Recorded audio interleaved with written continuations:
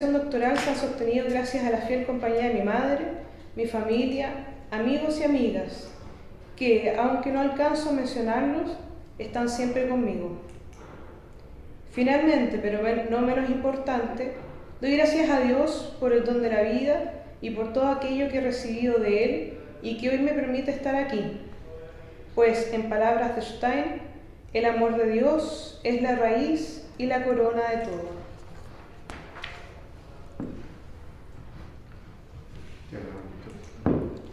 La presentación de hoy se dividirá en tres partes.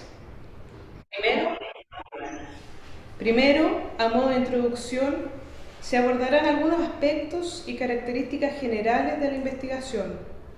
Luego, se expondrán los 4 aportes steinianos más relevantes para su idea de libertad y finalmente se presentarán 3 desafíos para una mirada actual y de futuro en torno a la libertad desde la perspectiva steiniana.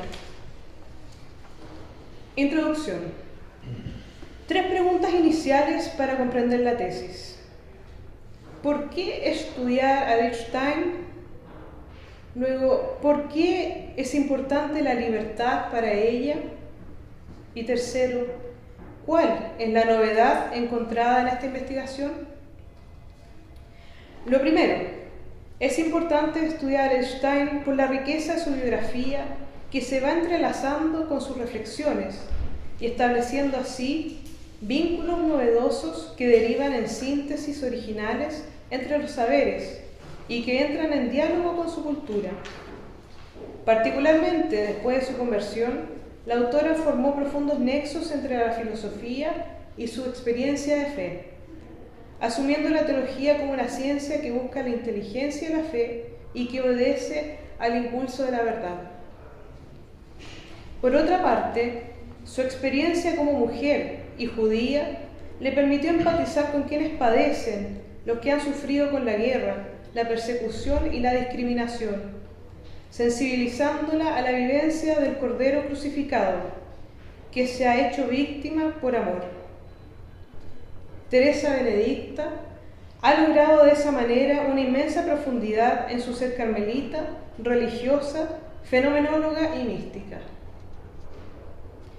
Lo segundo a destacar es la importancia de la libertad para Stein.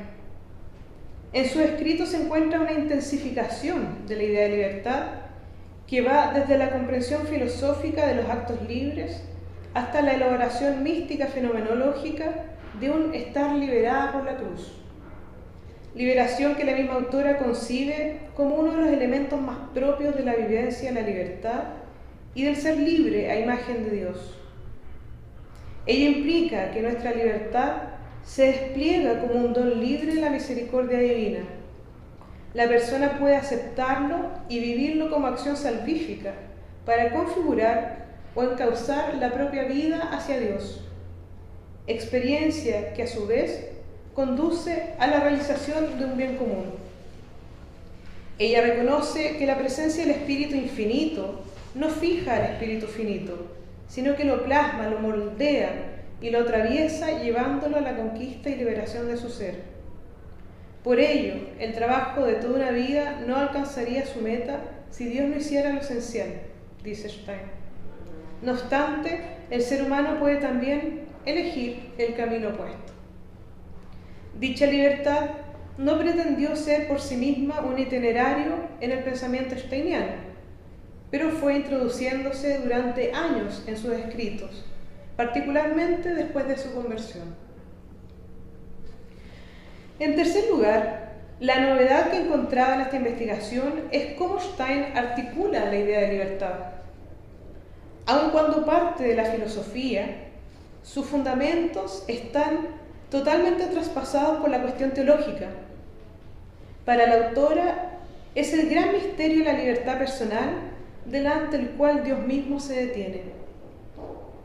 En este contexto, la participación humana en la vida divina debe exponerse a partir de una antropología teológica con estructura trina, es decir, corporal, anímica y espiritual, y también fundamentada en la relación intratrinitaria del amor divino, es decir, en el corpus steiniano se ha descubierto la idea de libertad humana como vivencia en relación, por lo que considero un aporte el hecho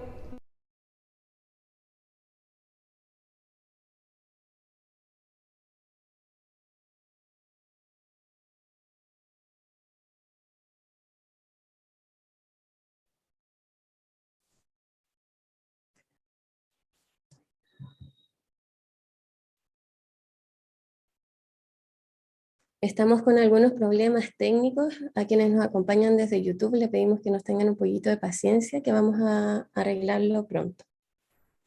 Les pido a quienes estén en la sala de YouTube mantener sus micrófonos apagados.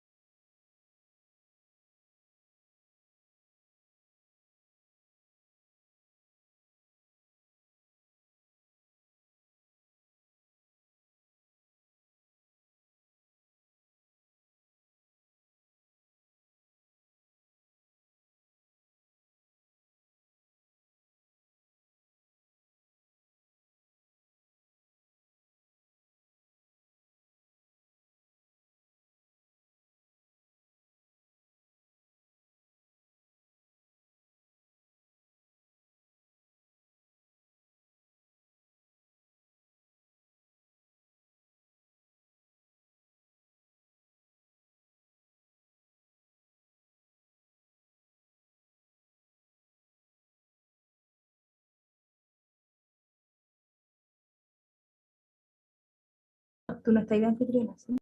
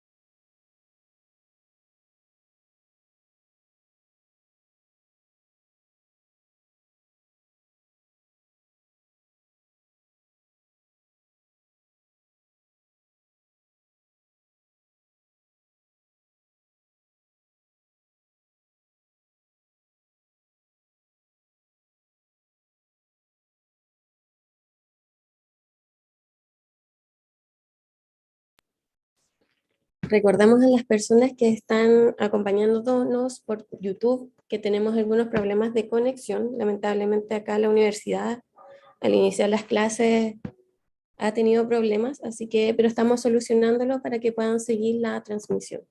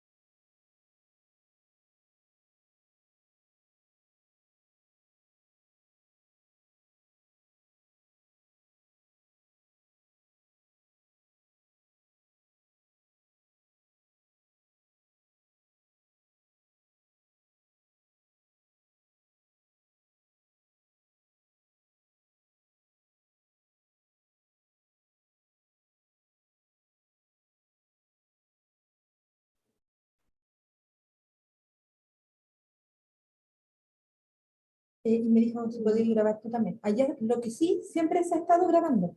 Ya. No confío en esa grabación porque se supone que no están. Sí, pues.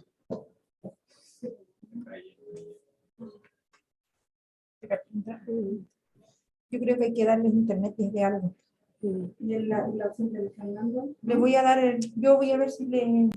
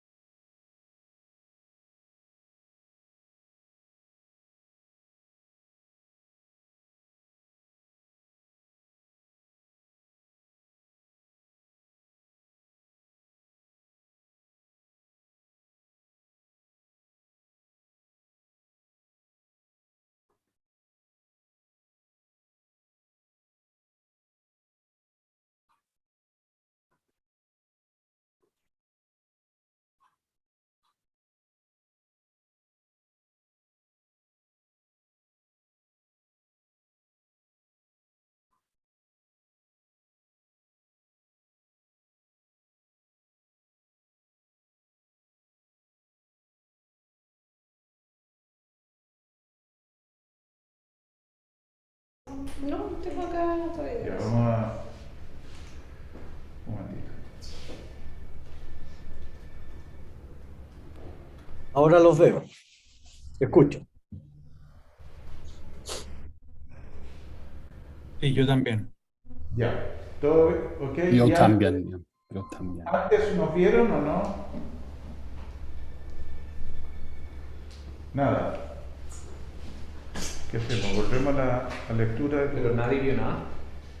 ¿No vieron nada de la presentación de Jadi? Sí, algo.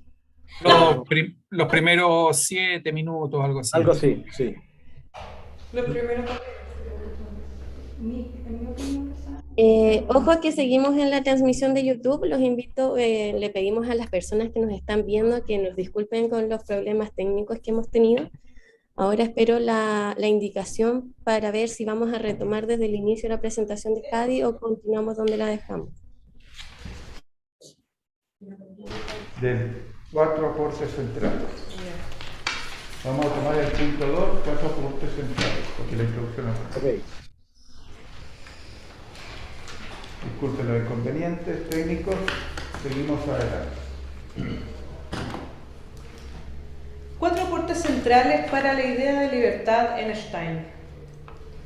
Habiendo expuesto el objetivo y la novedad de la tesis, se presentarán 4 ideas que han surgido como los aportes centrales de la presente investigación. Primero, libertad a modo trinitario. Segundo, libertad posibilitada por el espíritu. Tercero, libertad como autoconfiguración. Y cuarto, libertad como responsabilidad. Sobre el primer punto, según Stein, el modo en que la persona libre vivencia la libertad es a modo trinitario. Por lo tanto, si el ser humano no se abre al mundo de posibilidades dispuesto por el Espíritu Infinito, si no ha desplegado su libertad, no podrá vivenciarla propiamente a modo divino. La autora no presenta una guía de procesos o de pasos para desplegar la libertad, pues cada vivencia es única y requiere su propia realización de acuerdo con lo que cada persona debe llegar a ser. Pero ciertamente ello debe partir desde la conciencia de la propia naturaleza espiritual, que contiene en su base la aseveración steiniana del Ich kann, es decir, desde el yo puedo hacer, como libre albedrío enriquecido por su aporte fenomenal, hacerme para otros y para la trascendencia, y así ser liberado por la gracia. Lo interesante del Fiat es que la determinación de la voluntad va de la mano de la acción divina. Por otra parte, la misteriosa acción gratuita de Dios puede acompañar el Ich kann humano desde su inicio, suscitándolo o durante el transcurso de su despliegue, elevándolo hasta su culmen. De manera que ante la duda sobre el cómo o el cuándo de la irrupción de la gracia, Stein resuelve la cuestión presentando la gracia en modo trinitario, a saber, comprendiéndola desde la base de las relaciones del amor en el amor. El amor nutre la Lebenskraft, o la fuerza vital de la común unidad, y por ende, el amor es el primer acto de participación del ser humano en la vida trina de Dios. Esto que Stein fue identificando como arquetipo de la vida humana. Con eso, la autora da cabida también a los no creyentes, permitiéndoles la participación de la comunidad divina manifestada en la comunidad humana del cuerpo místico de Cristo. En ese sentido, para Stein, la caridad es el camino universal que precede a la analogía entis y es antecedente para reconocerse hijo e imagen de Dios. La conquista del ser como autoliberación solo se alcanza en el amor puro, y si bien esa propuesta no es totalmente nueva, la primicia se encuentra en la manera en que Stein mira la dinámica del amor puro también a modo trinitario. Desde el Carmelo se le revelan 3 ejemplos y 3 imágenes que cooperan creativamente para alcanzar un corazón libre de todo apego y con ella la autoconfiguración de la persona y la conquista del ser. Los primeros son la vivencia de los votos de obediencia, pobreza y castidad. Y las segundas son más bien una interpretación pedagógica de las imágenes del oro, el incienso y la mirra como signo de los dones que cada persona humana entrega libremente a los pies de Dios para participar de su amor.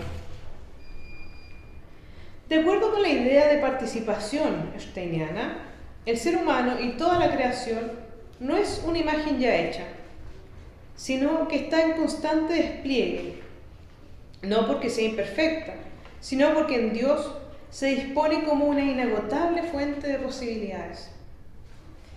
Así, cada persona puede configurarse al rostro de Cristo humanizándose, o puede figurarse en el rechazo deshumanizante contra el amor. El devenir de la libertad es análogo a la comprensión del reino de Dios, que aun cuando ya está presente entre nosotros, su consumación será solo en el encuentro definitivo con Dios. Eso se vincula a otro aporte que a mi juicio entrega Stein, a pesar de su contexto histórico-político, a saber, la comprensión del histórico de la naturaleza humana como percepción de la cualidad de gracia de una naturaleza creada concreta. En otras palabras, lo creado es una gracia y al mismo tiempo es histórica. De esa manera, la autora enfrenta el desafío del lenguaje finito ante lo infinito, con el recurso de la experiencia, que de cierta manera fue lo que la transportó al misterio de la libertad desde la relación y que encontró su coronación en el entregarse en expiación por su pueblo, reflejando un rasgo profundamente arraigado en su reflexión: la responsabilidad común de destino, o Schicksalsgemeinschaft. Segundo punto, libertad posibilitada por el Espíritu.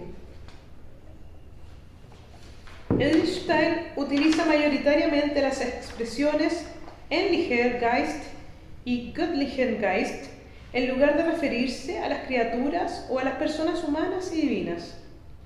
Con ello, expresa la esencialidad y la relación íntima entre el Creador y su creación.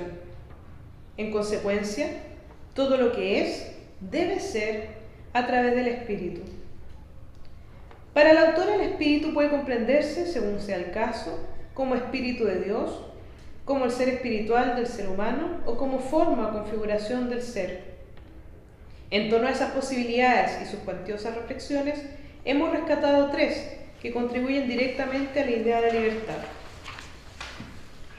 Primero, la persona del Espíritu de Dios crea desde sí mismo, desde el amor. Por lo tanto, todo lo creado y la realidad misma está permeada de su espíritu. Estamos realmente atravesados por el espíritu creador, por lo cual cada persona humana lleva dentro la posibilidad de desplegarse y de configurarse abierta y libremente. Segundo, el espíritu abre la espiritualidad humana, por lo tanto, la conciencia, como correlato del mundo objetual, no es naturaleza sino espíritu. De esa manera, lo único que puede poner en riesgo la vivencia de la libertad es la falta de dicha vida interior, entendida como Geistigkeit y no como Spiritualität. Tercero, el espíritu, en tanto forma del ser, abre a la persona humana la participación de la vida divina. Ser imagen de Dios es ser imagen en relación con el Espíritu Infinito y como ser en apertura, vivenciando la libertad como un salir de sí, sin perder nada de sí en esa salida. Tercer punto, libertad como autoconfiguración. La vivencia de la libertad del ser humano es dinámica y su despliegue y autoconfiguración solo es posible con la ayuda de la gracia. La libertad en sí misma no crece, no madura ni se cierra, porque simplemente ella existe o no, dice Stein. Es decir, es la persona la que realiza esos movimientos y no la libertad. Por lo tanto, no se reduce a un concepto que pueda ser medido ni a una experiencia determinada. Por esa razón, la libertad es entendida de manera particular en la autora como el despliegue personal de la autoconfiguración humana. Eso implicará que no puede concebirse una libertad comunitaria, ni tampoco se puede ser libre en nombre de otra persona. La libertad como autoconfiguración no puede ser cedida. En la medida que el individuo va creciendo, conociendo y vinculándose con la realidad, va formando su carácter, sus experiencias y su conciencia con una intencionalidad que se expresa en sus actos libres y que va haciendo camino a través de ellos. En ese itinerario, Dios acompaña, inspira y guía, pero no somete la voluntad humana bajo la suya. Incluso cuando Stein habla de Überlistet, puede verse que la actitud divina es la de atraer o cautivar al ser humano, pues la gracia no puede concebirse como algo, sino como relación. Eso aparece como un aporte sobresaliente que revela además una vocación universal de autoconfiguración que parte con la determinación natural del ser humano que la lleva a desplegar lo que el Creador ha puesto a germinar en toda criatura. Si bien se reconoce una evolución en la idea de libertad presente en Stein, desde los actos libres hasta el ser liberado por la cruz, dicho despliegue y autoconfiguración no solo va de la mano de su estudio y racionalidad, sino que se da en correspondencia con su madurez y conocimiento de sí, junto con la ampliación de sus relaciones humanas, su relación con Dios y con su entorno. Esto último, la ampliación de sus relaciones, fue un elemento vital en el desarrollo y en el fortalecimiento de la vida interior de Stein, particularmente el contacto con el mundo, empatizando fuertemente con los niños, niñas y mujeres a quienes formó, con los enfermos y soldados heridos que cuidó en su constante preocupación por la liberación de su pueblo de la persecución de Hitler. Eso le abrió a la experiencia de un Dios crucificado, pero a la vez libre y liberador. Dicho contacto y sentido de realidad lo mantuvo toda su vida. También en la clausura del Carmelo, pues nunca dejó de estar unida a quienes sufrían o a quienes estaban espiritualmente cerca de ella o lejos de Dios. Con dicha vivencia se descubrió que para Stein el darse fue esencial en la realización de su libertad, pues posibilitó el despliegue anímico de la autoconfiguración y la apertura espiritual como un darse a modo trinitario. Stein lo reconoce cuando confiesa que el sentido de la vida es que hemos sido creados para el amor puro. y sin importar cuánto se trabaje en ello, toda una vida no alcanzará si Dios no hiciera lo esencial. De esta manera, el despliegue de la libertad, aun siendo un ejercicio personal, no se realiza en soledad. Eso marca el camino para el cuarto y último punto, la responsabilidad específica que conlleva las relaciones vivenciadas por la persona libre. Número 4. Libertad como responsabilidad. Para Stein, Schicksalgemeinschaft o comunidad de destino significa que cada persona es responsable, no artífice, de la propia salvación, al mismo tiempo que es responsable de la salvación de todos los demás. Y todos los demás también son responsables de la propia. Responsabilidad que no se puede arrebatar ni ser arrebatada. La autora no postula que la acción humana reemplace a la gracia, sino que cada persona es responsable de sus actos de autoconfiguración. La toma de conciencia de la responsabilidad personal es esencial para la promoción y el desarrollo humano, no solamente en cuanto a las realidades temporales, sino también en una mirada hacia la trascendencia. El fundamento de la Schicksalsgemeinschaft, Stein lo encuentra en la Liebesgemeinschaft, o comunidad de amor, cuyo arquetipo es la Trinidad y es la definición de comunidad que Stein entrega cuando habla de experiencia original, de la experiencia del ser humano en perfecta unión y entrega a Dios, y no simplemente una cualidad común o de tener algo en común. La autora entiende también en el sentido de koinonía, como comunión, comunidad, participación, también como una relación cercana, mutua, una unión estrecha, un regalo o un don. Con ello, Stein eleva la mencionada participación a una participación en el amor. Descubrimos en el corpus steiniano 3 formas de responsabilidad. Primero, la de la comunidad en la salvación del individuo. Segundo, del individuo en la salvación de la comunidad. Y finalmente, la responsabilidad por la salvación de la creación. Veremos brevemente cada uno de estos puntos. Primero, responsabilidad de la comunidad en la salvación del individuo. El despertar a la libertad solo es posible en la comunidad, porque tiene conciencia de que, aun cuando el ser humano es creado libre, debe aprender a hacerlo. Y ese aprendizaje requiere de los demás. El verbo despertar, erwachen, sugiere la experiencia de un despertar a la vida, de modo que sin la comunidad, el individuo se mantiene dormido, adormecido en sus relaciones y en su conciencia. No es libre y no está realmente vivo en un sentido trinitario.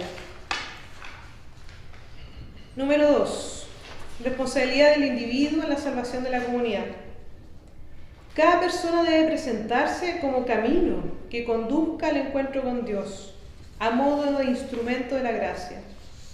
Eso, aun cuando el ser humano no reciba un poder o gracia particular para ello.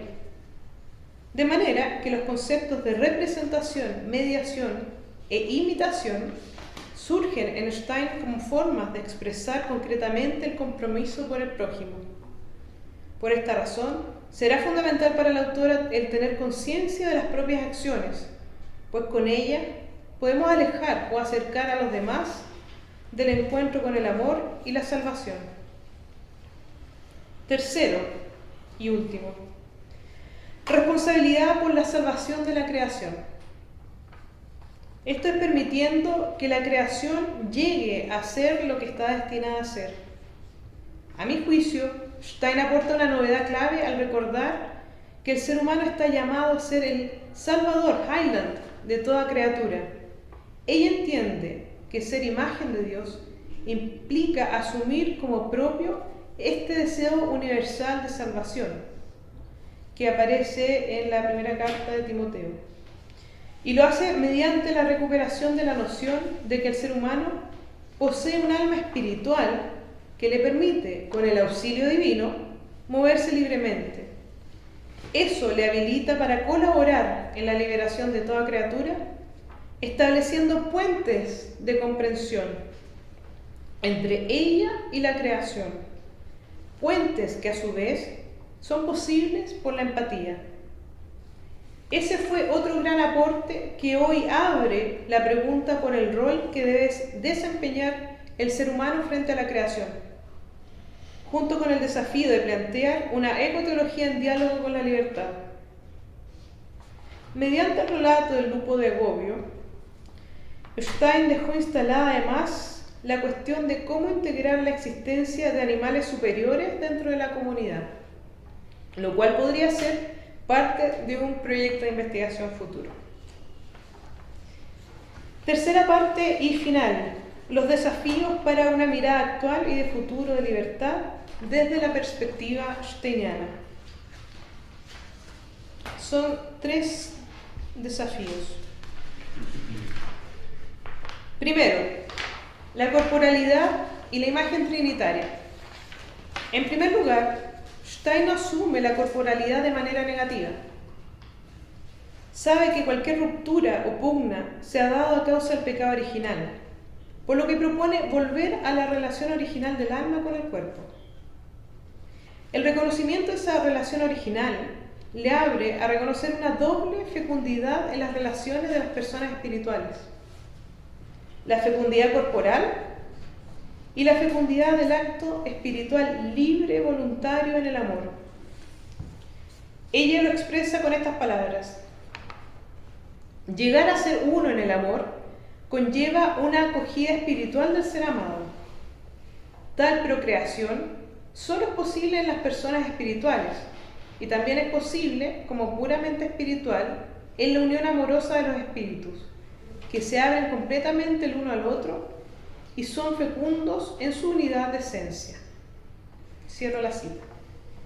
En segundo lugar, la autora presenta la idea que, en virtud de la dinámica de las relaciones trinitarias, la unión carnal no sería metáfora o símbolo de la unión espiritual, sino instrumento de ella.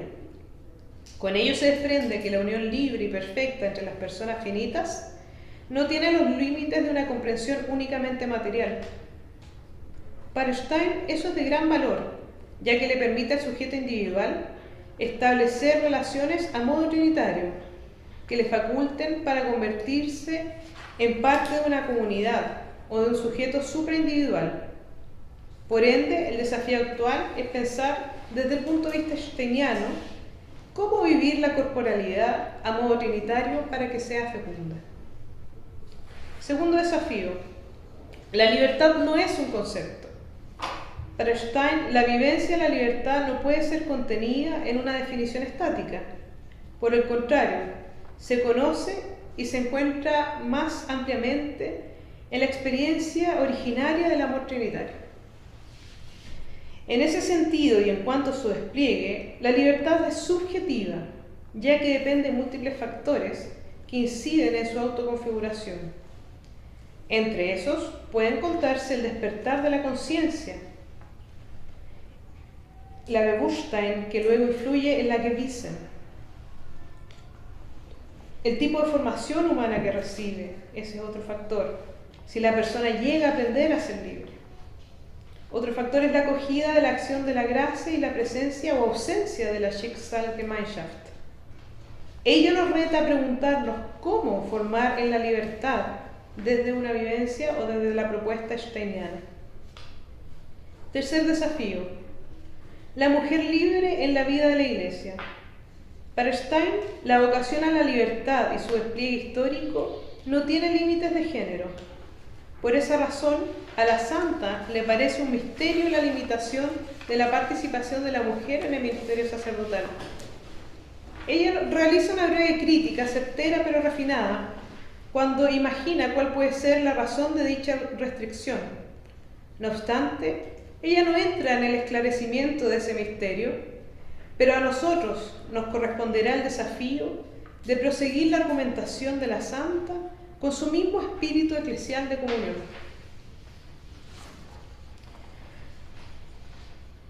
Todo lo expuesto me hace concluir que la sistematización del proyecto steiniano en torno a la libertad es un aporte importante para el pensamiento actual.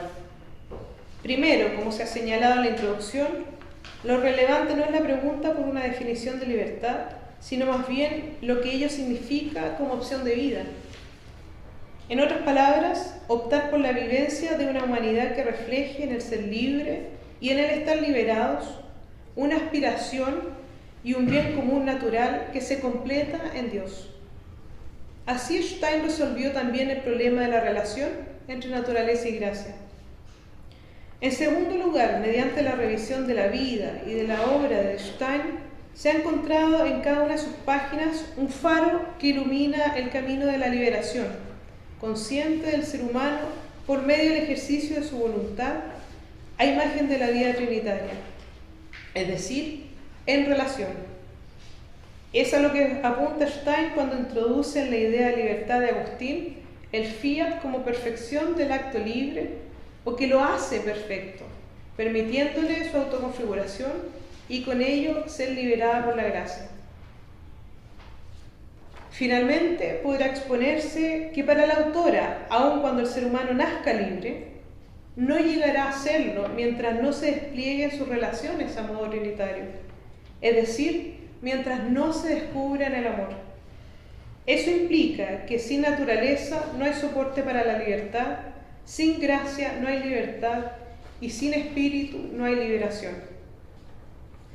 En síntesis, después de estudiar cada obra de la autora y entrando en su forma mentis desde los textos alemanes, puedo plantear con plena certeza que Stein, quizás sin saberlo, confeccionó realmente una teología de la libertad. Muchas gracias. Muchas gracias, Jadi. Muchas gracias por esta presentación de aspectos fundamentales de la tesis, de sus aportes y desafíos que se abren también para el futuro y el presente. Vamos a darle ahora entonces la palabra al doctor Polanco, que es el director de la tesis y que también ha preparado algunos comentarios y preguntas para la doctoranda. Muchas gracias, Jadi, por la presentación que has hecho. Y yo quisiera decir que esta tesis que he tenido el gusto de guiar, la he considerado una muy buena tesis y por eso también la he evaluado muy positivamente en su escrito.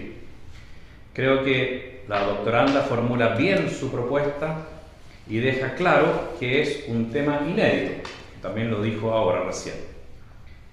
La tesis se propone hacer un estudio exhaustivo y sistemático de la idea de libertad en Edith Stein, a partir de toda su obra y bajo los criterios de su fundamento trinitario y de su importancia para el desarrollo y configuración de la propia libertad humana. Destaco también en esta introducción el método seguido por la tesista, con mucha paciencia. Luego de estudiar bien el idioma original, fue leyendo toda la obra, extrayendo todos los pasajes que dijeran o mostraran algo de la idea de libertad, para luego, en numerosos y sucesivos intentos, ir logrando, podríamos decirlo, desmadejar el pensamiento original de la autora. Ahora bien, todas estas virtudes no eliminan, sin embargo, algunas preguntas que a uno le suscita el trabajo. Y me gustaría entonces escuchar la opinión de la tesista en tres temas, si alcanzamos, al menos los dos primeros, que son como reflexiones más hondas de cosas que ya ha dicho en la defensa. Por eso, Jadi, la primera pregunta que tengo, quiero que profundices algo que dijiste recién, pero que me parece demasiado trascendente para decirlo solo en una frase, ¿no? Tú terminas diciendo, también lo habías dicho al inicio, comillas, puedo plantear con certeza que Edith Stein, quizás sin saberlo, confeccionó realmente una teología de la libertad. O sea, confeccionó una teología de la libertad. Pero ella es filósofa, de vocación y de profesión. Entonces, ¿por qué tú dices que elaboró una teología y no acaso una filosofía creyente tal vez. ¿O por qué no dices que elaboró una antropología? Además, esta es una tesis de teología. O sea, te pido aclarar el carácter teológico de la tesis tuya y el carácter teológico de la propuesta de Edith Stein. Bien, respondo. Sí. Edith Stein propone una teología de la libertad, a mi juicio, porque ella es capaz de usar el diálogo entre filosofía y teología para establecer una correlación en la experiencia más vital del ser humano. Ella integra la experiencia de la fe, la experiencia del crucificado, como forma de dialogar no con la filosofía propiamente tal, sino con la fenomenología.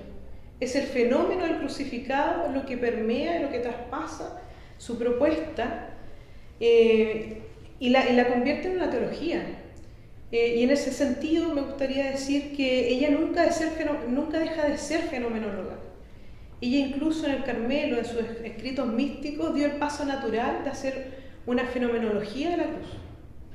Y eso también tiñe y traspasa su filosofía.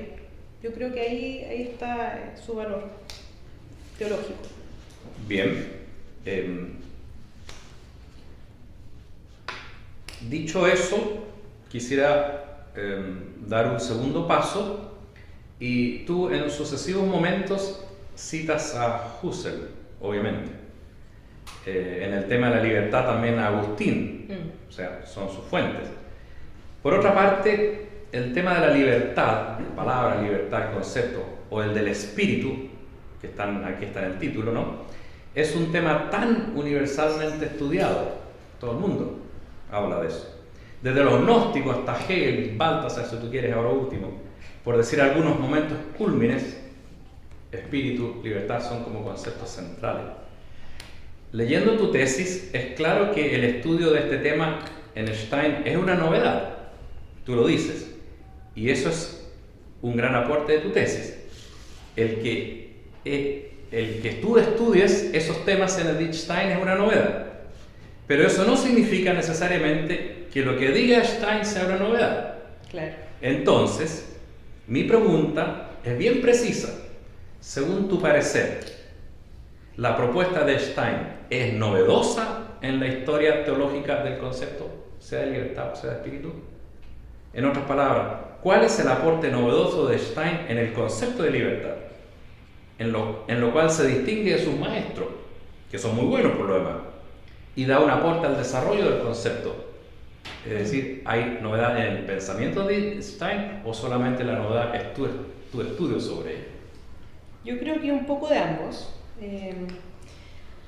La novedad del estudio, por una parte, y la sistematización, y otra, la novedad que ella propone. Efectivamente, en la tesis se hace un recorrido de lo que ha sido la libertad o el concepto de libertad en la historia del ser humano, pasando por todos los siglos, y se ha reiterado el deseo de comprenderlo. Ahora, lo que hace Stein es algo que no se había hecho, que es dejar de lado la idea de un concepto de libertad. Ella no habla de un concepto, ella habla de idea de libertad. Por lo tanto, con ese paso que ella da, tiene, valga la redundancia, la libertad de hacer síntesis entre los maestros, entre la capacidad que ella encuentra en la realidad del ser humano de ser libre, versus lo que puede aportar las ciencias, como la filosofía, la fenomenología y la teología, a este concepto. Entonces yo pienso que es novedoso porque no integra una definición de libertad, sino que habla de una idea que se fundamenta en una experiencia. Y eso no es definible. Por lo tanto, eso inmediatamente introduce la necesidad de una búsqueda personal. Una búsqueda personal tanto de ella como de cada uno de nosotros que aspira a ser libre. Y por último, quisiera decir que de los maestros de Husserl, ella mantuvo el método, mantuvo siempre fiel del método, pero donde ella se distanció de Husserl en el paso a la trascendencia, en el paso de la fe, que su maestro no dio. Entonces, ella se queda con el método. Y en el caso de Agustín, que menciona, doctor, ella introduce la experiencia del libre arbitrio, el concepto de fiat, que para nosotros católicos suele ser un concepto bíblico, pero finalmente ella lo saca de la filosofía. Ella lo saca de la filosofía. Entonces hace esa síntesis que no habían hecho otros grandes pensadores. Bien, en eso estoy bien de acuerdo contigo. En este caso comparto esa opinión. Y me viene una última pregunta que tiene que ver con una reflexión más personal tuya que te pregunto, ahora ya más bien una postura, porque Edith habla mucho de la autoconfiguración, y Kant también, yo puedo, pero por otra parte habla de la libertad que es liberada por el Espíritu. Entonces, obra de Dios. Entonces ahí vuelve a entrar el eterno problema de libertad y o gracia divina. Bien, es un tema que no lo vamos a resolver nosotros, que ha estado a lo largo de toda la historia. Pero, y en la historia tenía un momento pendular, entre más hacia la libertad o más hacia la gracia, entre uno y otro polo. Entonces, ahora finalmente me gustaría una posición tuya. Edith Stein, en tu parecer, ¿se afirma más en el polo de la libertad o se afirma más en el polo de la gracia? O en ambos, ¿cómo los unifica? O sea, ¿cuál es tu posición de ella, tu posición de dónde la pones a ella en este movimiento pendular histórico? Buena pregunta. Muy buena pregunta. Bien, yo creo, por lo que me ha tocado leer y por los estudios que he hecho también de su biografía, que ella resuelve este problema con dos conceptos, el de participación y el de relación. Libertad y gracia no se oponen, ni van paralelos, ni se confunden, sino que la persona, y aquí está la clave, como imagen de Dios, es capaz de participar de la vida divina, la vida de la gracia, y puede relacionarse en esa vida con todos los matices que incluye la creación.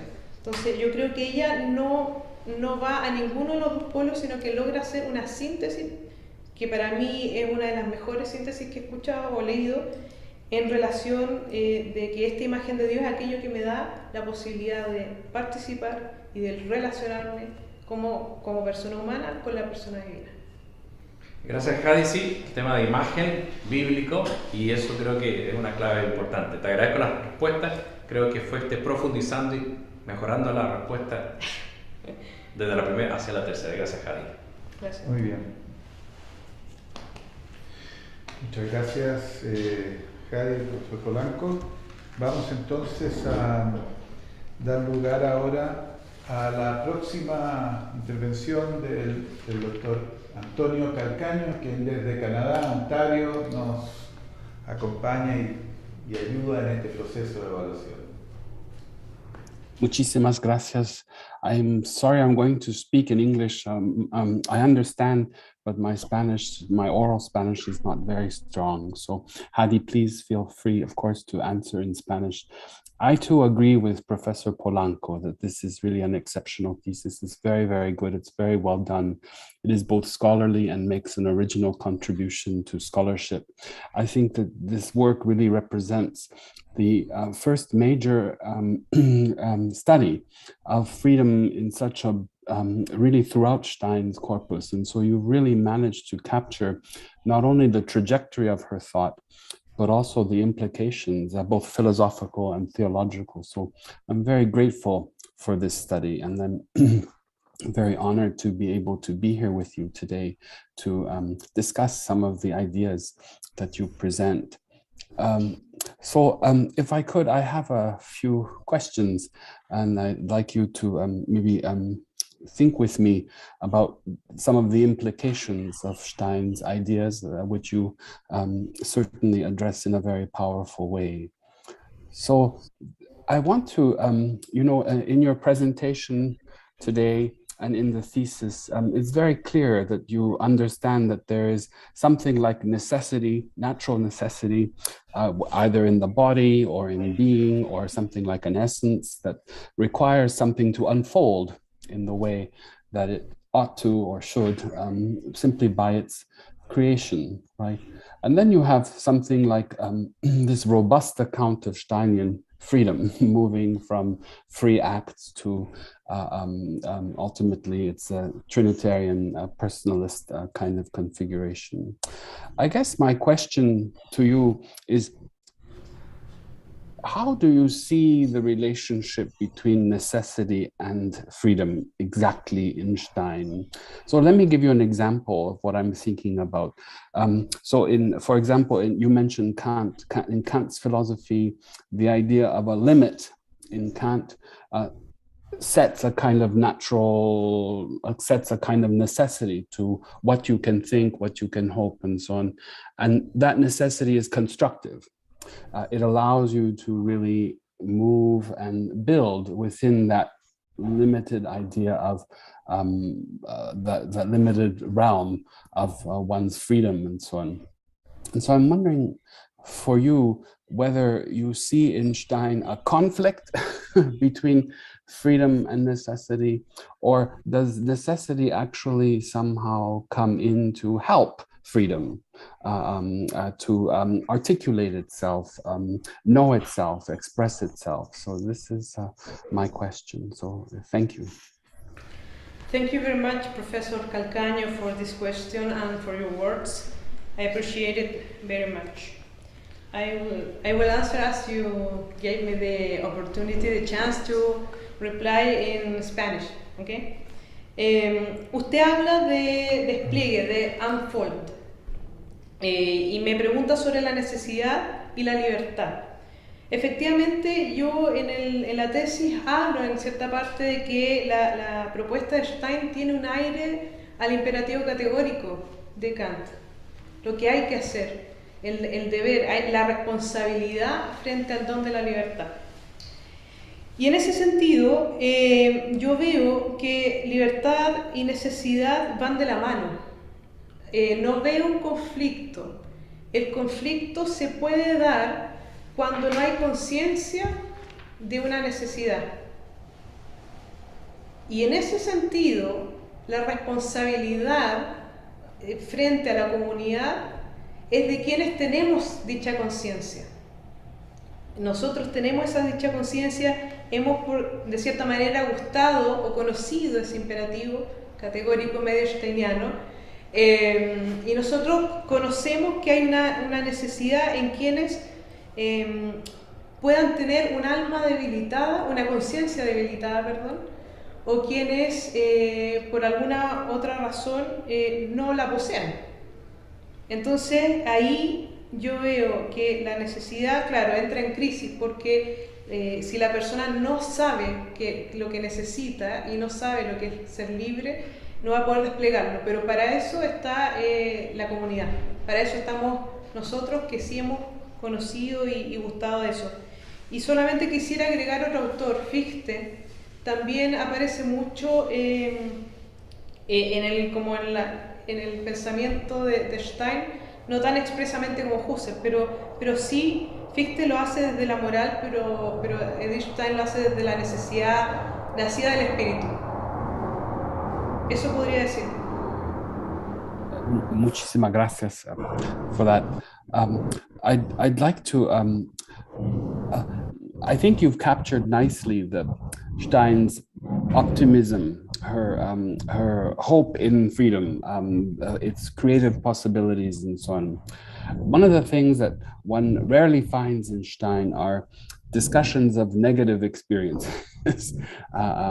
She's reluctant to speak of these negative experiences, disvalue, and so on. She mentions them, but she doesn't really hold a lot of, put a lot of stock into these kind of negative realities. And so I guess one of the things that the refusal to be free, or not rejection of possibility. You often speak of possibilities as the mode in which freedom manifests itself. What happens in the case of impossibility, refusing, rejecting, or is that also free? And does it, that kind of negative idea of freedom, the freedom to say no, the freedom to reject a possibility, do those kind of negative experiences impact the ultimate possibility of love as a Trinitarian in your discussion? And second, what do we do with these negative experiences? Because they can be so important for formation, self-formation. And so I guess this is my double question for you to think about. It's not that Stein answers these, but based on your understanding, how would you respond to philosophers that argue that freedom also has a very rich negative side to it? Gracias, profesor, por la pregunta. Efectivamente, la libertad en sí, según Stein, no tiene una connotación moral ni positiva ni negativa. Lo que se transforma o se percibe como negativo o positivo es la recepción de ella y la forma de experimentarla o de ejercerla. Entonces, en ese sentido, yo cuando hablaba de las posibilidades dadas por el espíritu, eso también deja entrever la existencia de grados de libertad. Hay grados de libertad. Por lo tanto, cuando Stein habla de libertad a modo trinitario, en cuanto a la relación, al descubrimiento de sí delante de Dios, de la trascendencia, eso implica un grado de libertad sumamente alto.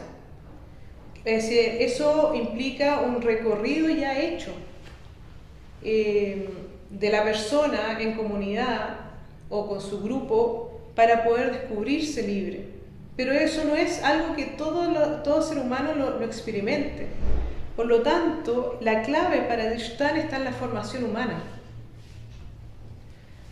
Tenemos el deber de enseñar desde pequeño a los niños, a los jóvenes, a formarse en la relación, en el amor, en la entrega, en el darse. Eso es, a mi juicio, y lo que he visto en el texto de Stein, su urgencia.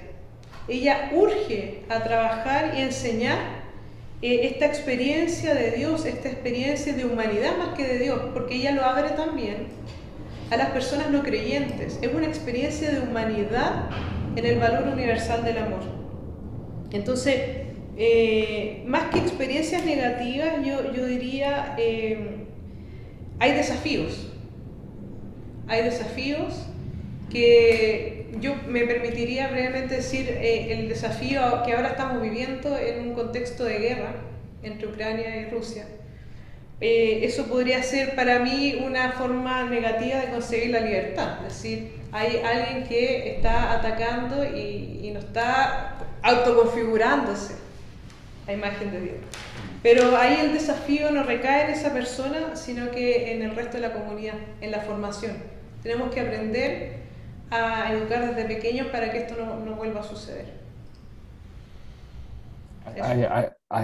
I enjoyed that discussion of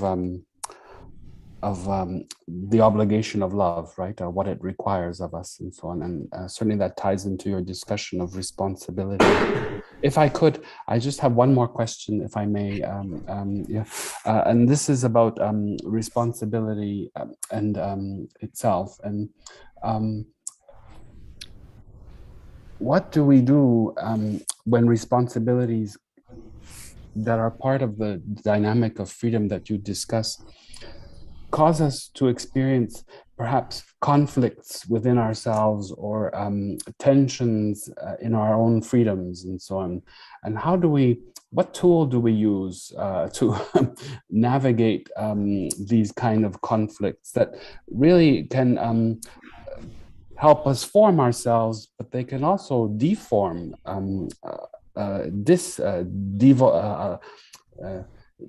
allow the person to really undo itself in a very and maybe challenge the idea of a personal unity, which you at the beginning of the thesis so nicely articulate as quintessential for the person. So I'm wondering about conflicts in freedom and conflicts of responsibility. Gracias. Aquí podría decir que hay dos cosas. Una respuesta desde lo natural y desde lo sobrenatural. O sea, sí hay conflictos que son producidos por la libertad, eso es cierto. Pero la respuesta parte de Dios. Dios que tiene la iniciativa, Dios que nos crea a su imagen, nos pone en relación y nos hace libres.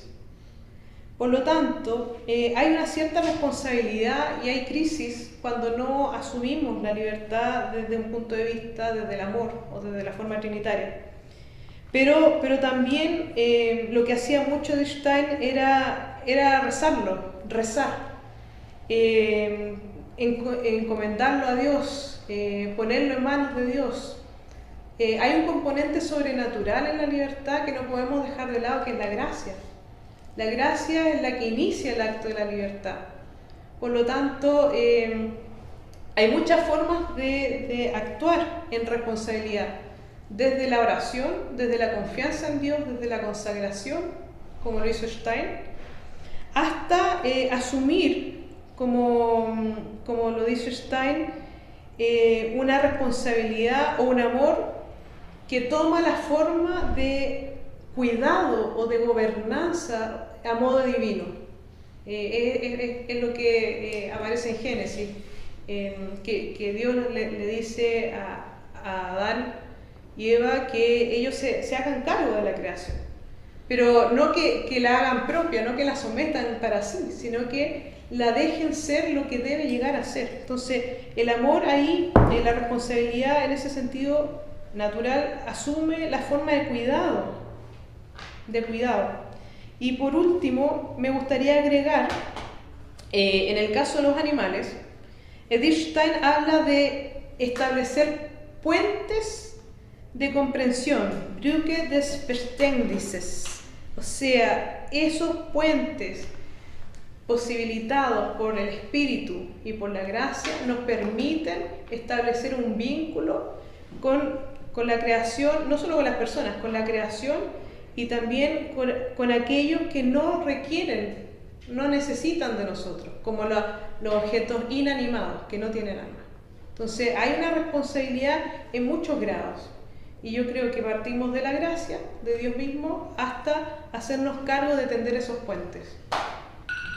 Yeah, and the idea of grace, of course, ties into the whole Trinitarian essence, right? This is one of the great advantages of having that kind of essence. So thanks very much. Muchísimas gracias. Thank you, Professor. Thank you, Professor Calcaño. Thank you.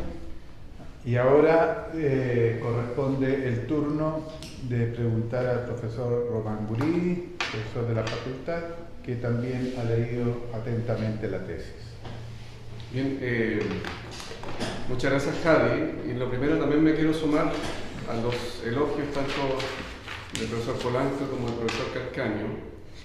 Yo no soy ningún experto en el Stein, entonces creo que estoy menos calificado para juzgar el aporte tuyo en la sistematización del trabajo de Stein, pero leí la tesis con mucho interés y creo que eso es virtud tuya, del modo en que está redactada, y personalmente puedo dar fe de que es una tesis muy rigurosa en el trabajo de la autora que haces, muy bien escrita también y que progresa de una manera muy robusta en su argumentación para sostener como sus hipótesis, también establecer conclusiones. E incluso hay momentos de la tesis en los cuales me parece que tú propones interpretaciones personales de aspectos conflictivos del pensamiento de la autora. Yo especialmente destaco ahí esta noción de Uber-Lidstedt, entonces que me pareció un trabajo muy fino de entrar en una conversación actual sobre la interpretación de la autora, que personalmente lo leo como un ejemplo de cómo te has logrado insertar en el pensamiento de la autora. Bien, yo también tengo 3 temas que ya empiezan a aparecer en las preguntas anteriores. Entonces, te introduzco inmediatamente el primero para que empieces a pensar mientras yo desarrollo mi pregunta, pero te voy a pedir una evaluación crítica de esa teología de la libertad. Eso te voy a pedir como primera pregunta. ¿Dónde veo yo eso? Que me pareció en la tesis, en aspectos que tú reaparecen en tu presentación, que en ciertos momentos tiendes a valorar positivamente el aporte de Wittgenstein para el contexto actual, ¿ya? Lo haces, por ejemplo, cuando hablas de la corporalidad, lo volviste a decir cuando hablas del lugar de la mujer en la vida eclesial, lo haces con respecto a la relación del ser humano con el resto de las cosas y seres, y también lo haces, algo que no mencionaste ahora, pero también dicen en acompañamiento de los niños, en la formación de los niños y su mirada. Ya. A mí personalmente me pareció que una cosa es mostrar lo que ella piensa y sistematizarlo, la afirmación de su pertenencia para la actualidad es un momento distinto, que me pareció menos en esos temas desarrollados, y creo que se puede seguir desarrollando. Entonces, ahora vuelvo al tema de la libertad, y esa es mi primera pregunta. Entonces creo que está muy bien desarrollado en el pensamiento de la autora. La primera pregunta, profesor Polanco, creo que te permite justamente por qué es una teología y dónde está la novedad. Yo ahora te pido una valoración crítica, es decir, ¿qué te parece que son 1, 2, 3 grandes aciertos de la perspectiva steiniana de su teología de libertad? 2, 3 aspectos más conflictivos, menos resueltos, más confusos, ¿ya? Por ejemplo, yo veo, te digo cosas que yo vi, esta idea como de la sustracción, de que se es o no se es libre. Que hay como, uy. Después se habla que es una capacidad innata, pero que tiene que ser desarrollada a través de la gracia. Bueno, entonces creo ahí me pareció esta idea de rankearla para allá o para acá, ya, yo ahí el desafío no me queda. Y después, la libertad más allá de los límites de la religión, por si yo. Tú volviste a insistir esta idea de los no creyentes, pero me gustaría cosas que yo veo más problemáticas en su pensamiento. Muchas gracias, profesor Román. A ver, voy a tratar de ir respondiendo porque salieron muchos temas. Evaluación crítica de la teología de la libertad que yo propongo de Stein. Yo creo que un aspecto que probablemente no se leyó en la tesis fue el complemento biográfico de la autobiografía que hace Stein, el uso de las cartas que tenemos a disposición de Stein con otros filósofos, otra hermana comunidad, amigos, etc., que me ayudaron a separarme un poco de la autora. ¿Por qué? Porque después de 6 años, no sé cuántos años llevo ya trabajando en esto, después de 6 años donde he hecho todo lo posible por meterme en el pensamiento, en su estructura, de leer el idioma de ella, de pensar como hubiese pensado una alemana de esa época, en ese contexto, ciertamente yo me di cuenta que muchas veces terminaba justificando ideas de Stein para que coincidieran con mi estudio. Entonces, precisamente cuando eso sucedió, yo utilicé el recurso de revisar la autobiografía, las cartas y otros textos complementarios para discernir si efectivamente yo estaba cayendo en esta ceguera, digamos, de estar muy cerca o no. Yo creo que en cada uno de los aspectos que usted ha mencionado, yo hice ese ejercicio de distanciarme buscando material complementario o de ella misma, pero cometí probablemente el error de no haberlo citado, de no haberlo puesto. Particularmente con el tema de por ejemplo, de la mujer, particularmente con ese tema, Edith Stein tuvo un discurso muy potente respecto a la valoración de lo femenino más que la mujer propiamente tal. Y ella respondía a una época donde lo femenino o una idea feminista no tiene nada que ver con la época actual. Ella ella potenció la idea de que lo propio de lo femenino era la maternidad, la acogida, el cuidado. Por eso siempre buscó el cuidado de los enfermos, de los niños, de los que necesitaban ayuda. Pero efectivamente son conceptos que hoy no podrían caber de la misma manera, ¿no? Quizás no serían considerados un aporte. Pero encontré otros textos que me ayudaron a entender que ella sí valoraba la individualidad de la mujer, de lo femenino en todos sus aspectos. Por ejemplo, hay un breve texto que tengo acá que habla sobre su experiencia en la universidad. Ella dice que ella no tuvo ningún problema con los varones en la universidad, pero ella ha constatado que muchas de sus compañeras y colegas sí lo habían tenido. Entonces se preguntaba por qué. Y ahí, esto que sale de un diálogo sobre la formación humana y que no es muy conocido en los textos, ella dice: el talento natural mostrará lo que cada joven individualmente ha de elegir, porque las matemáticas no se pueden establecer como algo propio de lo femenino o lo masculino. Entonces, si la joven ha elegido, entonces debe configurarlo a su manera. Entonces, ¿qué pienso yo? Que Dichtein responde a un pensamiento de la época y desarrolla muchos textos en eso. Pero cuando yo puedo entrar en la parte más íntima, en estos comentarios que ella hace, en cartas que escribe donde sale el mismo tema, yo puedo decir, bueno, ella tiene efectivamente un aporte que quizás ella no quiso hacer visible probablemente por el contexto, o no se atrevió o no era su prioridad. Pero no deja de ser un aporte y por eso yo hago el llamado a revisarlo y asumirlo también con su mismo espíritu. Y lo mismo con la mujer en la iglesia. Ella se lo pregunta, si la libertad no tiene género. En este mismo ejemplo, el talento natural muestra lo que la persona puede o es capaz de hacer o no. Entonces, ¿por qué la mujer no puede ejercer el ministerio sacerdotal? Ella lo deja plantear como una pregunta. ¿Por qué no lo desarrolla? Es otro tema. Entonces, yo, si tuviese que hacer una mirada crítica, como es lo que se me pide, del pensamiento de Dichtein, yo efectivamente veo que hay temas que ella no desarrolló con una voluntad de ser publicado o para el mundo académico, pero sí estaban presentes en otras dimensiones de su vida, en lo biográfico y en estas cartas. Y lo otro, los temas conflictivos, como por ejemplo ser libre o no, ella hace una distinción que generalmente nosotros no hacemos, que ella habla de libertad por un lado y por otro de las personas libres. Libertad en sí está o no está, o sea, la libertad no tiene en sí misma grados, sino que la persona la experimenta o la ejerce en distintos grados.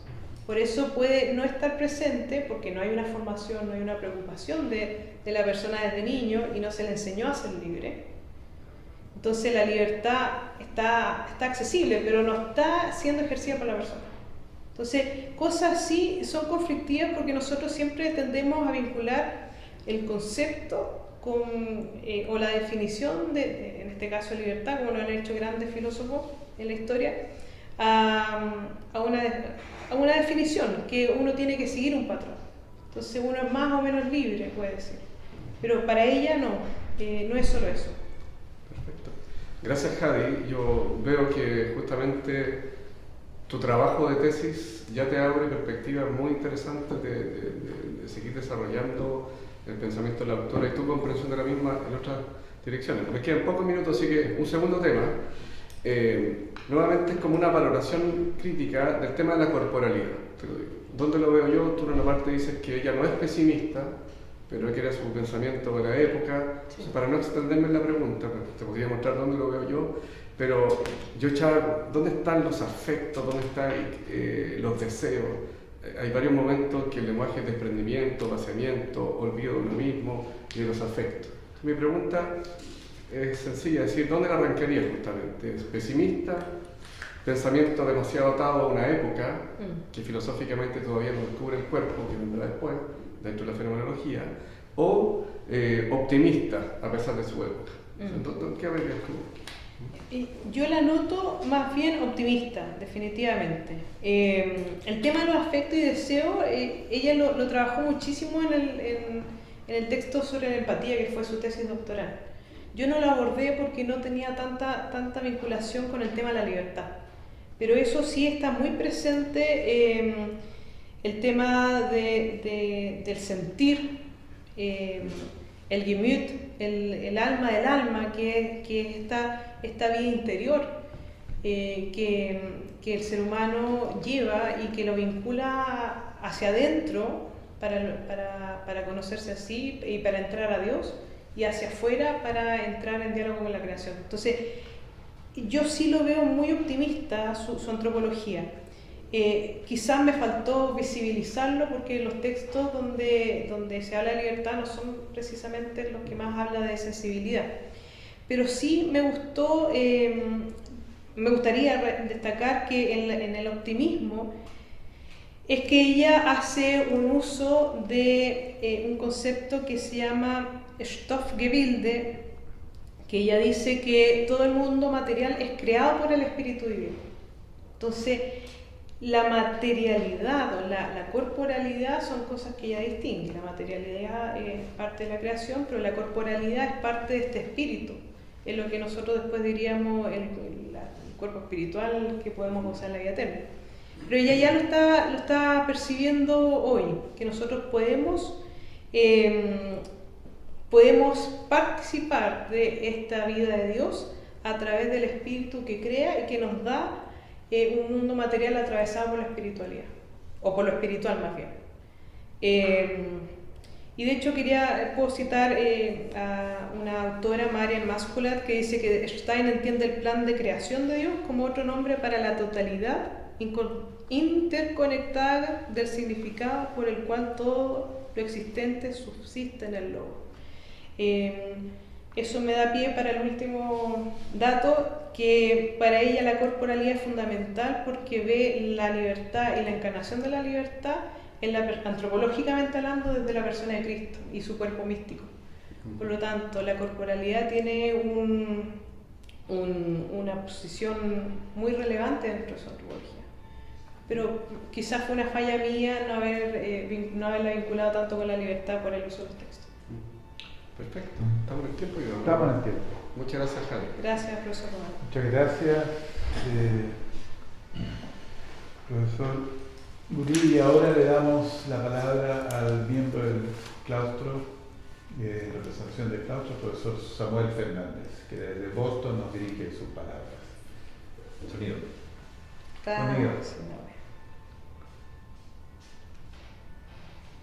Perfecto. Ahora sí, muchas gracias.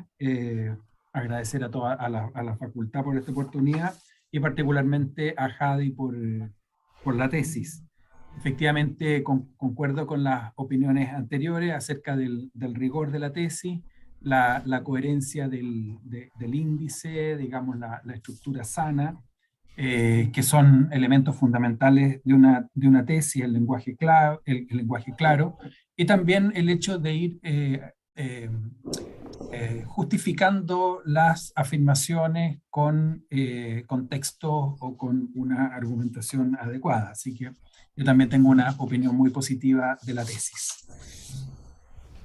Respecto, digamos, yo quisiera hacer algunas preguntas que son desde alguien que no conoce bien a Stein, pero que me llamaron particularmente la atención, algunas de corte más metodológico, la primera, y la siguiente refería más al contenido.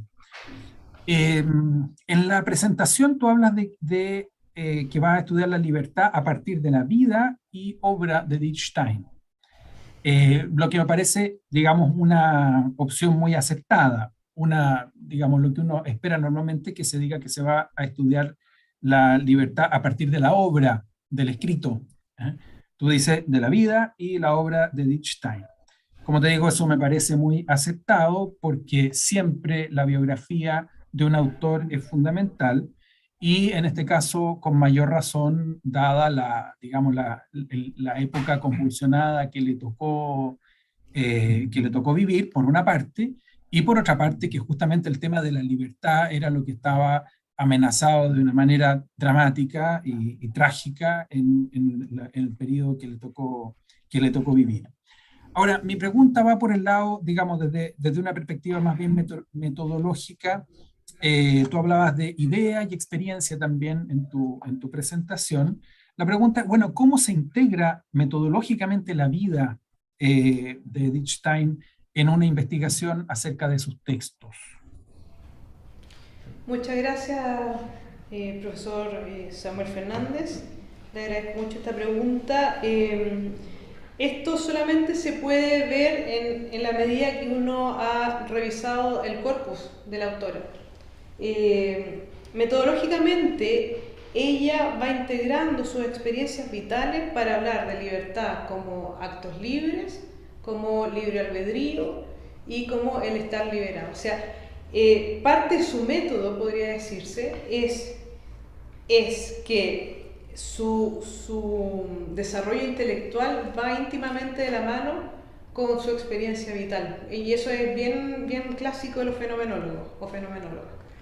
Ella hace este paso en la medida que encuentra, por ejemplo, en Husserl el tema de los actos libres, ve la intencionalidad, eso va siendo clave de la libertad, va aportando, pero queda corta.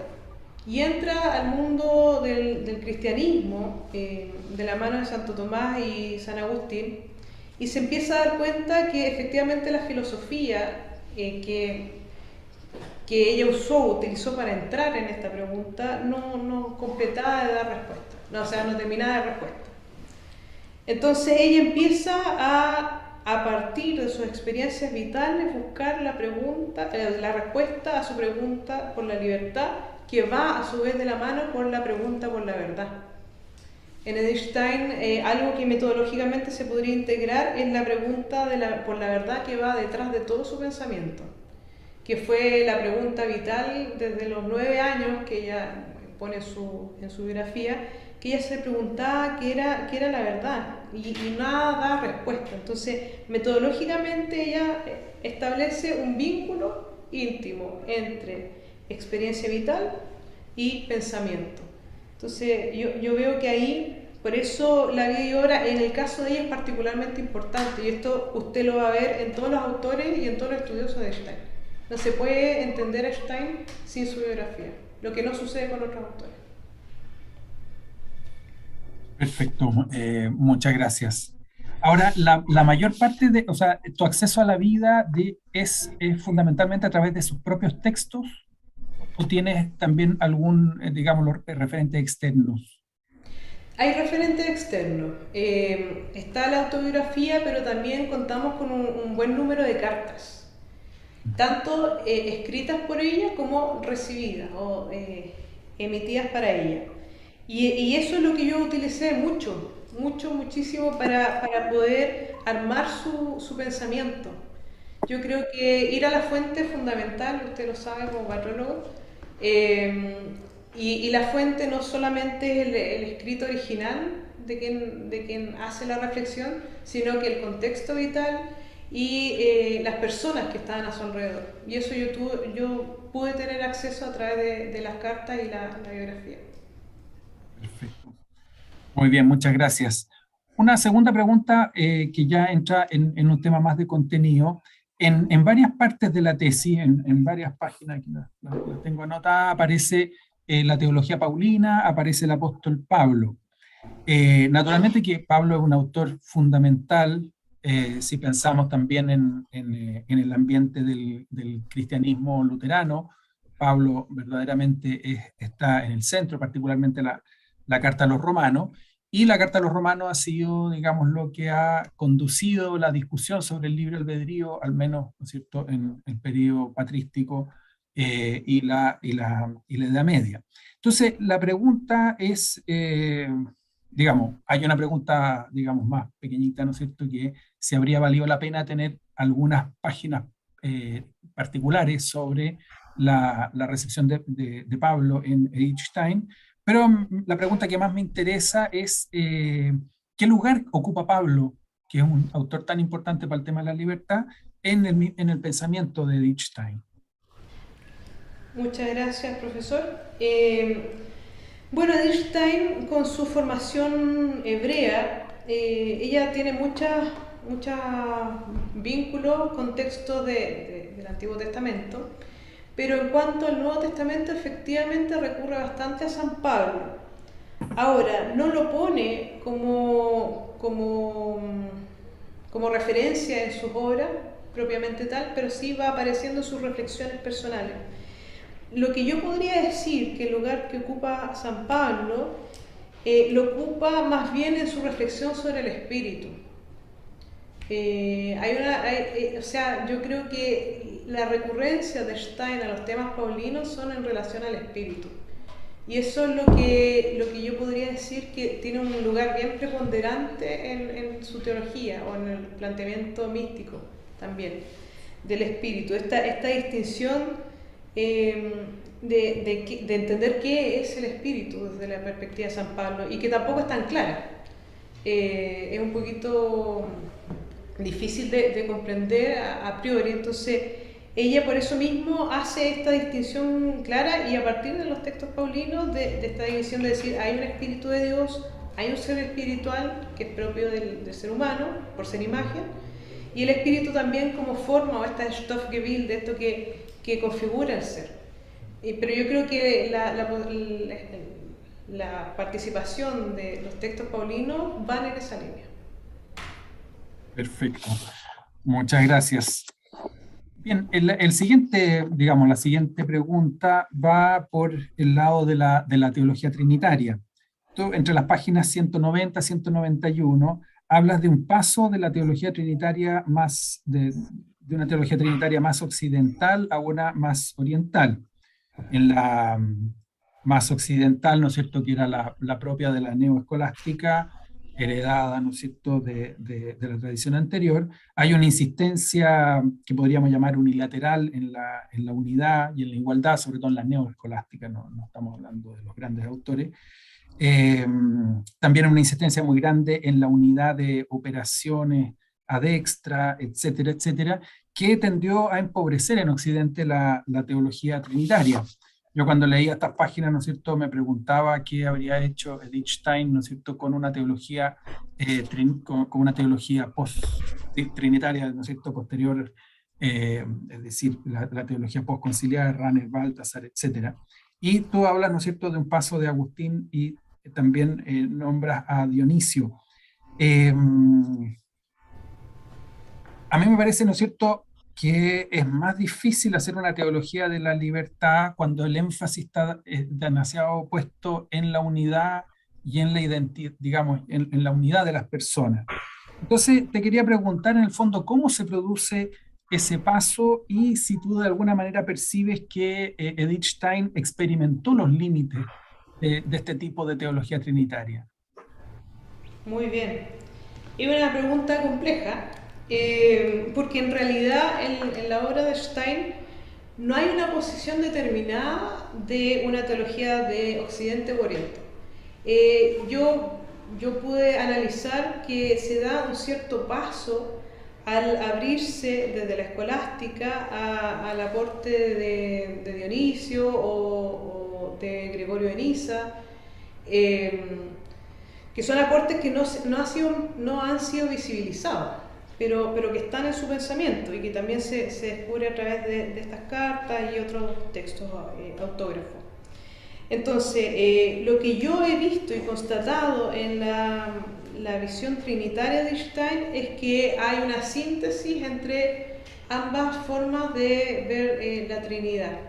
Ella, por un lado, recalca que el Espíritu es lo que permite, por un lado, la unidad en Dios, pero ese mismo espíritu da la diversidad, la pluralidad, y eso lo matiza o lo registra bien cuando hace su reflexión, que es el Espíritu de Dios que anima al cuerpo místico de Cristo. Entonces, ella más que hacer un paso definitivo, busca el diálogo entre ambas visiones trinitarias. se centra en un principio, en esta unidad, pero esta unidad no puede reconocerse ni puede comprenderse si no es en la diversidad. Y esa diversidad, Edith Stein la entiende en la valoración del cuerpo místico, pero también la entiende en el papel del Espíritu Santo, quien por un lado da los carismas, pero por otro lado anima a ser complementarios, nos anima a hacer aportes distintos desde el ser personal para aportar a un sentido eclesial. Perfecto. Bien, pues yo tenía otra pregunta de carácter más cristológico, pero me parece que estamos sobre la hora, así que simplemente volver a reiterar, digamos, mi valoración positiva de la tesis. Muchas gracias. Muchas gracias, profesor Fernández. Y ahora corresponde dar la posibilidad a otros doctores presentes, ya sea en este formato virtual, puede ser, nos han llegado una consulta y consiste en la siguiente, precisamente de un profesor recientemente doctorado también en una tesis.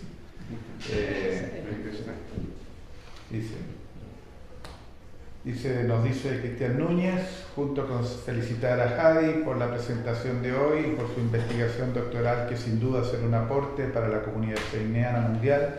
Me gustaría pedirle si pudiese profundizar sobre el encuentro entre la libertad humana y la libertad divina, en lo que Stein describe que se da en la conversión de una persona a la fe cristiana.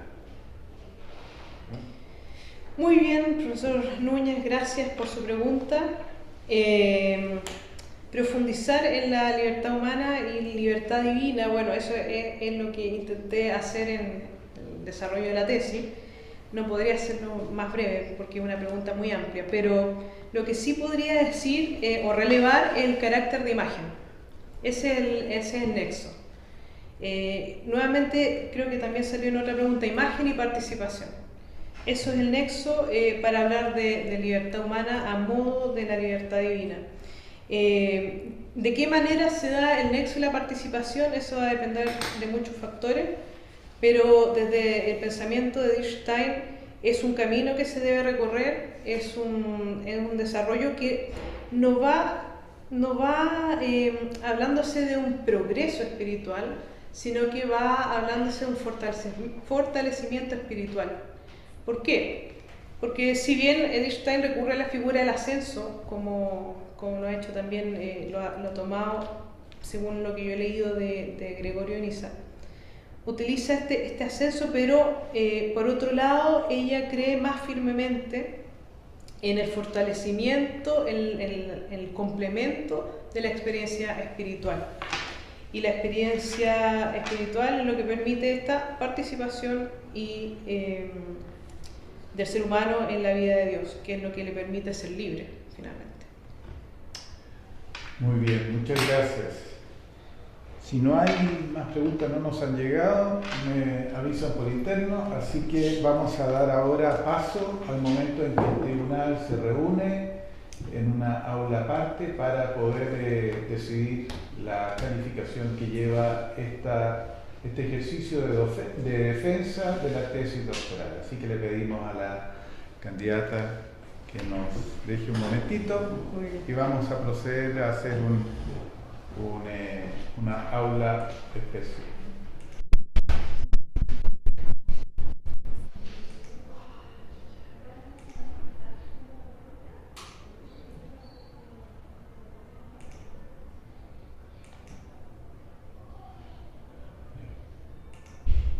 Demora un poquito, sí. Es que demora. Sí. Entonces asignamos.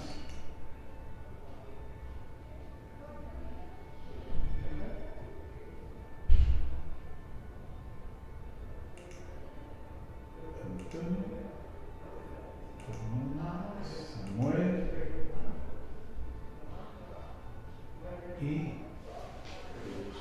profesor. No, no. Voy a hacer lo siguiente. Entra y ahora puede entrar. Exacto. Y inicia y ahora puede entrar. Entramos ahora. Porque ese puede ser otro usuario. Yo quiero entrar. Sí. Ahí está.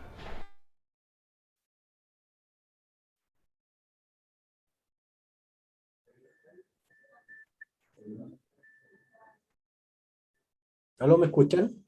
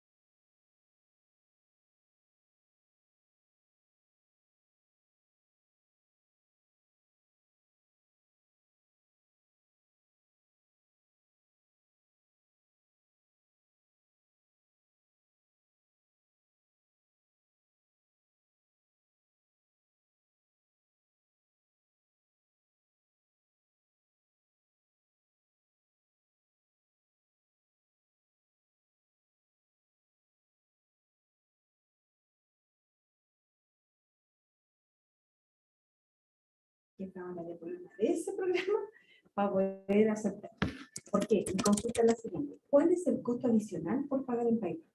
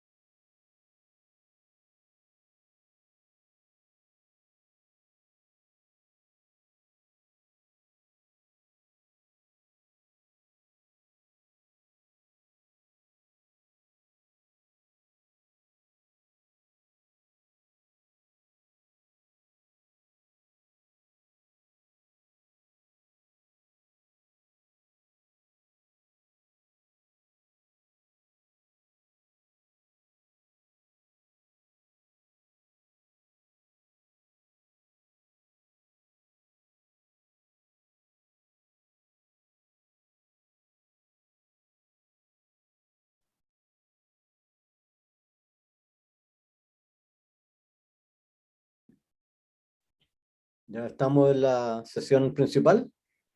Penso sí. Estamos esperando que vuelvan de la sala de consejos. Ahí están.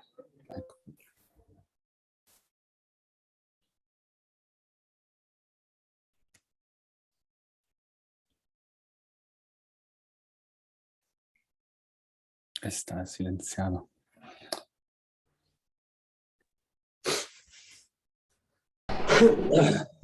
Llamamos a Javi para que se reincorpore. Y el decano entonces toma silla.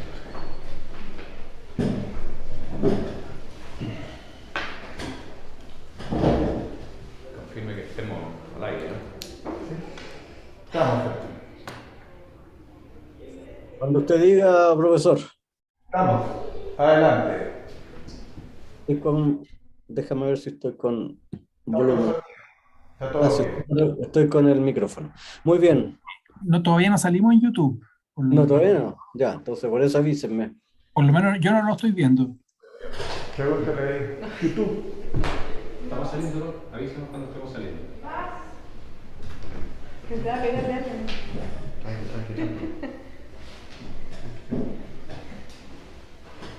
Hemos estado todo el rato en YouTube.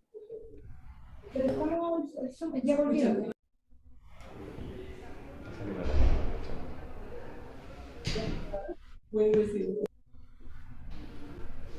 Ya, adelante. Adelante. Muy bien. Me corresponde entonces comunicar la evaluación de la comisión acerca de esta presentación de esta defensa de tesis. El jurado ha acordado calificar la defensa pública de la tesis La libertad como despliegue y autoconfiguración de la persona humana al modo de la dinámica trinitaria del amor en Edith Stein de Hadi Bello Díaz con la nota máxima 7.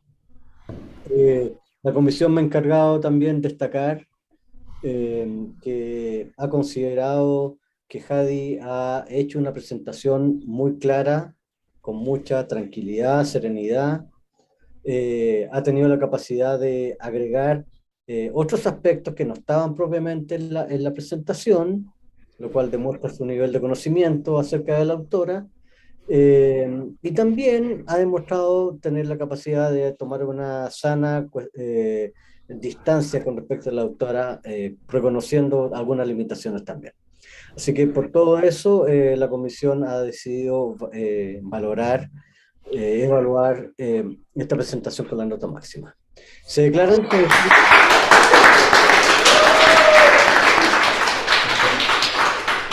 Se declara entonces que Hadi Bello Díaz es doctora aprobada. Una vez publicada su tesis,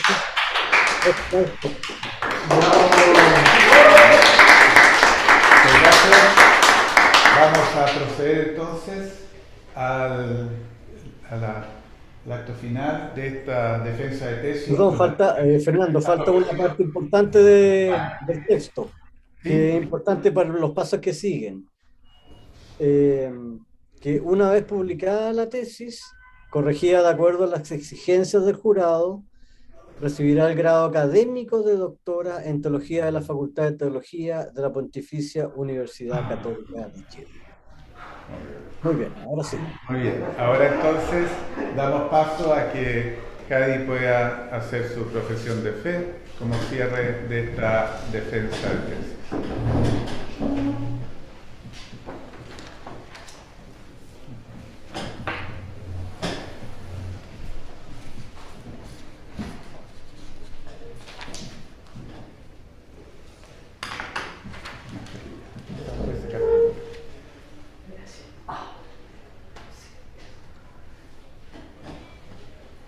Yo, Hadi Bello Díaz, creo con fe firme y profeso todas y cada una de las cosas contenidas en el símbolo de la fe, a saber, creo en un solo Dios, Padre Todopoderoso, Creador del cielo y de la tierra, de todo lo visible y lo invisible. Creo en un solo Señor, Jesucristo, Hijo único de Dios, nacido el Padre antes de todos los siglos, Dios de Dios, luz de luz, Dios verdadero de Dios verdadero, engendrado, no creado, de la misma naturaleza del Padre, por quien todo fue hecho, que por nosotros, los seres humanos, y por nuestra salvación, bajó del cielo, y por obra del Espíritu Santo, se encarnó de María, la Virgen, y se hizo hombre, y por nuestra causa fue crucificado en tiempos de Poncio Pilato. Padeció y fue sepultado, y resucitó al tercer día, según las Escrituras, y subió al cielo, y está sentado a la derecha del Padre, y de nuevo vendrá con gloria para juzgar a vivos y a muertos, y su reino no tendrá fin. Creo en el Espíritu Santo, Señor y dador de vida, que procede del Padre y del Hijo, que con el Padre y el Hijo recibe una misma adoración y gloria, y que habló por los profetas. Creo en la Iglesia, que es una, santa, católica, apostólica. Confieso que hay un solo bautismo para el perdón de los pecados. Espero la resurrección de los muertos y la vida del mundo futuro. Amén. Creo también, con fe firme, todo aquello que se contiene en la palabra de Dios, escrita o transmitida por la tradición, y que la Iglesia propone para ser creído como divinamente revelado, mediante un juicio solemne o mediante el magisterio ordinario y universal. Acepto y retengo firmemente a sí misma todas y cada una de las cosas sobre la doctrina de la fe y las costumbres propuestas por la Iglesia de modo definitivo. Me adhiero además, con religioso obsequio de voluntad y entendimiento, a las doctrinas enunciadas por el Romano Pontífice o por el Colegio de los Obispos cuando ejercen el magisterio auténtico, aunque no tengan la intención de proclamarlas con un acto definitivo. Así Dios me ayude y estos santos evangelios que toco con mis manos. Amén.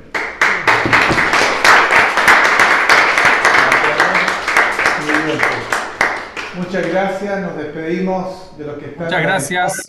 Muchas Felicitaciones. Muchas gracias. Felicidades. Thank you very much, Professor. Thank you. Congratulations.